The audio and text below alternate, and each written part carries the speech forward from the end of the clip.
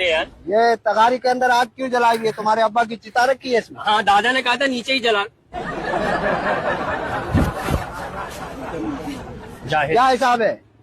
भाई अलग अलग है, 50 की भी है, 80 की भी है, 100 की भी है। कितने की लगा? अलग अलग तो मुझे दिख रही है, अलग अलग इनको क्यों किया हुआ? आपस में मुंहमारी करते हैं क्या? हाँ यार, बहुत ज्यादा अरे भाई पकाने के लिए रखी हुई है, सेक रहा हूँ सेक रहा है? हाँ, सेक रहा हूँ। पका रहा है? हाँ, पका रहा तो ये कैसी होगी? मीठी होगी, खट्टी होगी? तो भाई नमकीन होती है, नमक नींबू लगा कर दूंगा आपको। नमकीन होती है? हाँ। तो बोटी इसमें सीने की डालना जरा। हाँ, बोटी में सीने की इसमें से निकाल। अरे भाई शकरकंदी है, शकरकंदी। मैं कुछ चिकन नहीं बेच रहा। इसमें बोटी नहीं होती? नहीं, इसमें बोटी नहीं होती भाई। अच्छा अच्छा। तो नींबू नींबू नींबू ये रखा हुआ, नींबू बताओ। आप निचोड़ के दोगे? हाँ, वो मर्जी है, आप लोग तोड़ लो भाई। नहीं, आप निचोड़ के देते हो वैसे लोगों को? हाँ, लोग जिनको निचोड़ के दिया वो जिंदा है या गए? वो तो मर गए यार।